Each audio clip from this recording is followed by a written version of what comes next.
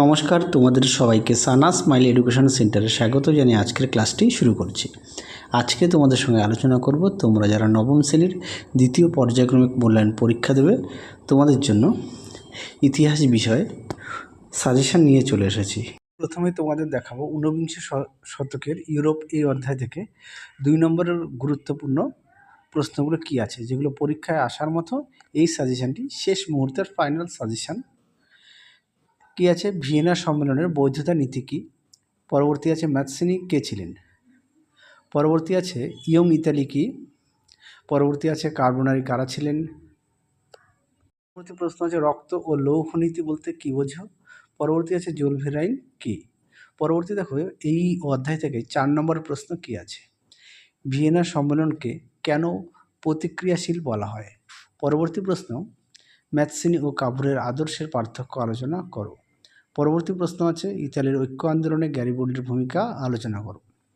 পরবর্তী আছে ইতালির ঐক্য আন্দোলনের কাভুরের ভূমিকা আলোচনা করো। আচ্ছা, একই কোশ্চেন না, সরি, এটা ক্যাভুর, ওটা গ্যারিবল্ডি।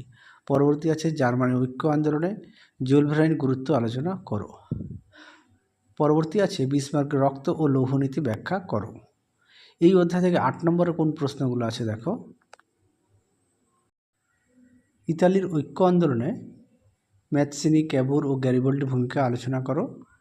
পরবর্তী আছে জার্মানির ঐক্য আন্দোলনে বিসমার্কের ভূমিকা আলোচনা করো।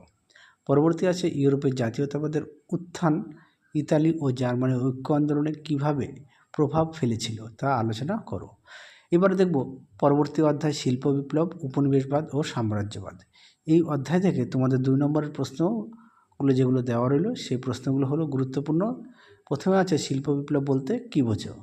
পরবর্তী আছে দ্বিতীয় শিল্প বিপ্লব কী? পরবর্তী আছে উপনিবেশবাদ কী? পরবর্তী প্রশ্ন আছে সাম্রাজ্যবাদ কী?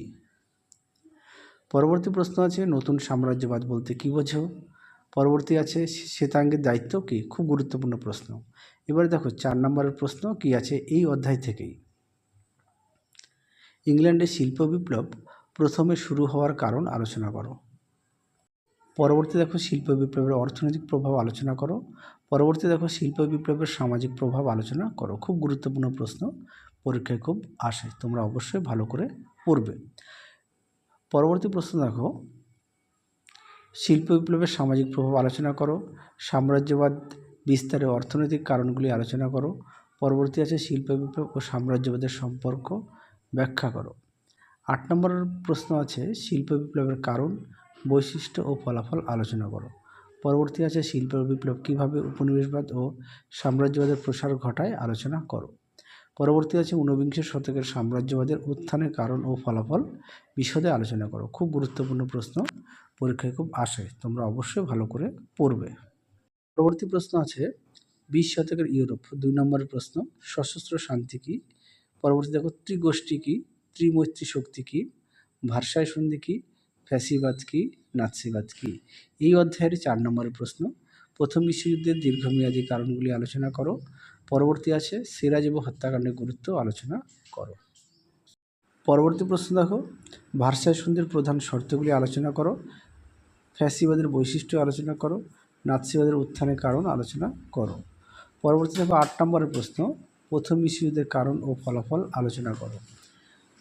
পরবর্তী প্রশ্ন ভার্সাই সন্ধি দ্বিতীয় বিশ্বযুদ্ধের বীজ বপন করেছিল আলোচনা করো।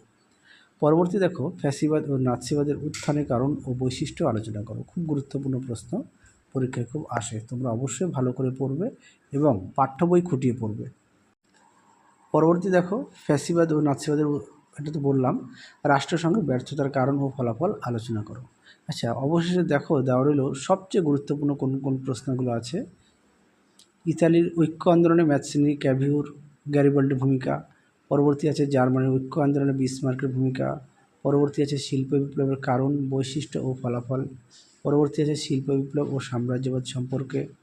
পরবর্তী আছে প্রথম বিশ্বযুদ্ধের কারণ ও ফলাফল। পরবর্তী আছে ভার্সাই সন্ধির শর্ত ও প্রভাব। পরবর্তী আছে ফ্যাসিবাদ ও নাৎসিবাদের উত্থানের কারণ। এই প্রশ্নগুলো তোমরা অবশ্যই ভালো করে পড়বে। তাহলে চলো আজকের মতো এখানেই সমাপ্ত করছি। তোমরা সবাই ভালো থেকো, সুস্থ থেকো। আজকের মতো টাটা।